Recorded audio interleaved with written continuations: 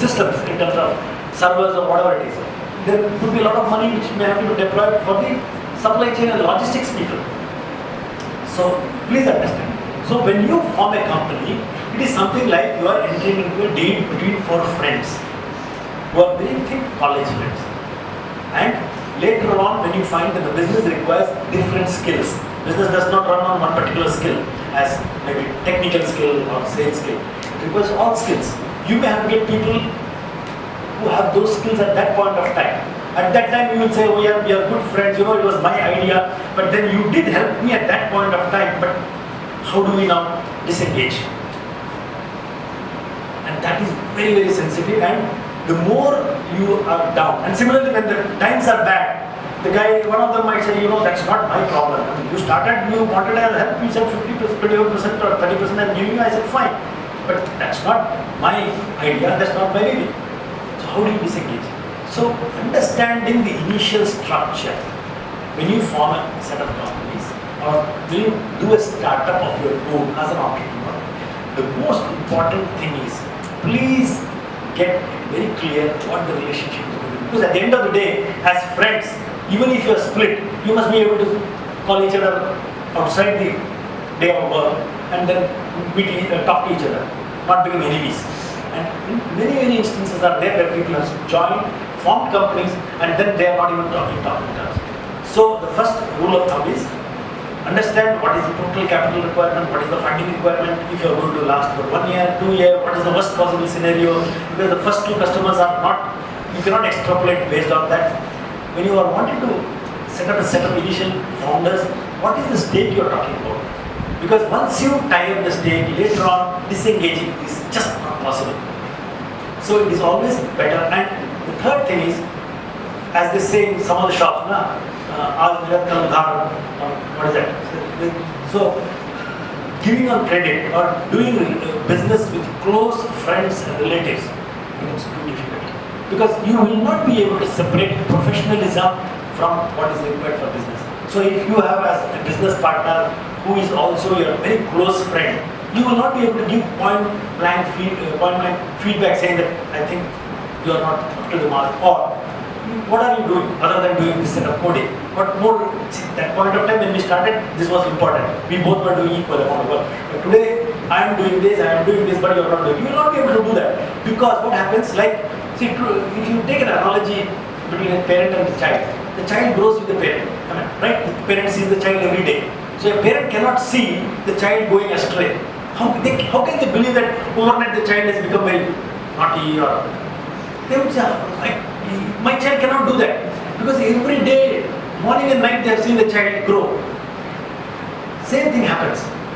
You have been with your partner, thick and thin, discussed everything, and then you also miss the trees for the woods. You will miss out most of the critical things. You will not be able to objectively assess the business. You will not be able to objectively say whether the business needs to continue, whether you need to shut down the business, or what you should do. So, how you form the initial set of co-founders, what is the equity structure going to be? These are the second set of things. Then you will also come along friends who might say, you know, I have a cushy job, so don't worry.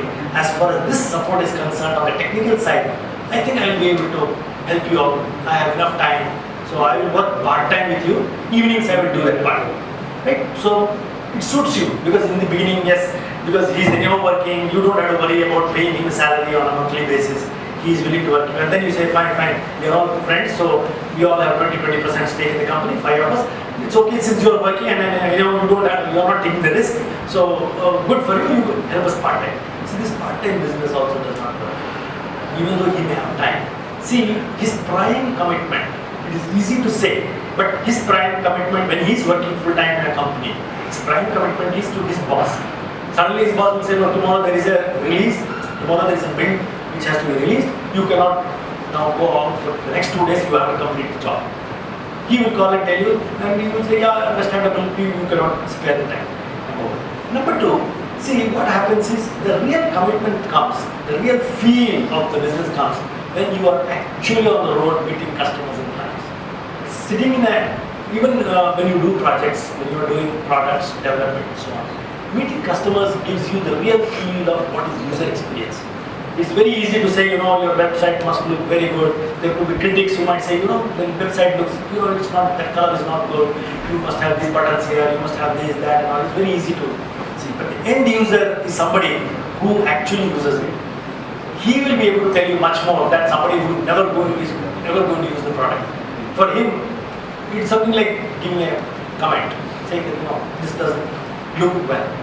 So user experience, you get it only when, as an entrepreneur, you are also a salesperson. So one of the other qualities for a startup, as an entrepreneur you are doing, you must be willing to meet people, go around, meet people, take their feedback, and try to incorporate. Don't think that you can be an entrepreneur by being a brilliant coder, and therefore you know the technology, and therefore you can start.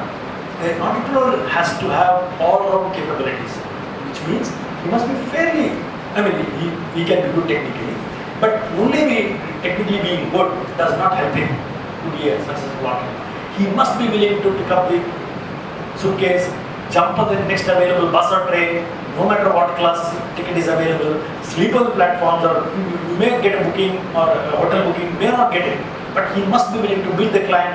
And the most important thing is, you must be prepared to throw your ego out of the door. What I mean to say by that is, what happens is many people, when you work in a company, you are actually supported by the brand of the company. Like let's say you're working for Xerox or HP. You go, or an IBM, you go and put a business card, you meet the CEO or the VP, he gives you audience, he meets you, because it is not that he is meeting you, he is meeting the representative of this company, the IBM or the HP. It is the card which gives you the entry. When you are on your own, you might be sitting outside waiting for an appointment, you might not get the appointment, you will have to go to the level of the receptionist, make friendship with him or her, saying that saab se thoda sa you must see, that is where, because especially what happens is, I have also noticed entrepreneurs who have come from very large, very structured companies, they are used to a huge bandwagon of support system. They want somebody to fix up their appointments, they want everything to be lined up, and then they go for the meetings, business development meetings or all that. Those things may not happen in the startup, or especially if you are an entrepreneur. And that is the time when you realize that as an entrepreneur, you must be willing to dirty your hands, sit across 3 hours, 4 hours. You just cannot walk away, because he is the only client who has given you time to meet. You must be, and more important than that, you have to develop the skill of a good listener.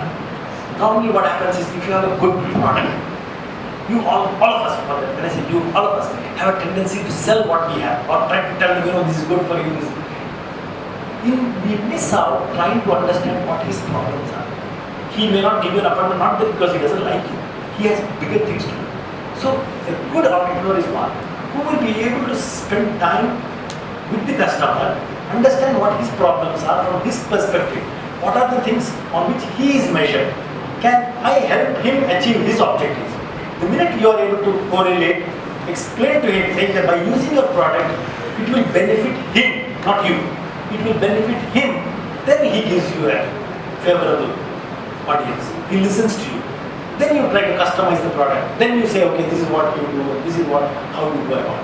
And then you might get, as I told you, you might have to throw out the ego, you might have to wait for 3 hours, 4 hours, nothing might happen. And the last, most important characteristic that you must have is resilience. Resilience is, you should not get perturbed when success does not happen. You come, he says, no, this is absolute useless product. Who gave you this idea? Just do not work. You should not come and go, I think I made a mistake, I should start something. If you are very convinced, if you think there is a benefit, go to somebody else, meet up. If somebody else tells you, no, this will not work, then ask him, what could I do by which I change? What can I do? That is where he gives you the inputs. You try to change. And for that, you as an entrepreneur, as a startup founder, you must be willing to be the first salesman of the company. If you feel that you love meeting people, you love meeting, going around people, talking to them, understanding them, trying to help them out, business will come. Money will automatically. That's all secondary. successes come when people see, because business is always given not on always on merit of a product. It is always given on trust that the buyer has on the seller. If the buyer feels that they can trust you, that you will come and bail them out in case of a problem. If the software does not work and the boss calls him and says, "What have you purchased?" and if he feels that you can come and bail him out, he will give you the business and give you a trial order, and that is how you start doing. The startup scenario. I think I have covered most of the stuff in a startup scenario. And another thing we always tend to have while doing a product is we have an idea, we deploy a lot of resource in trying to perfect that particular product and then go to the market and test it out, and then you find that you have lost a year and a half by which the technology has changed, the requirement has changed.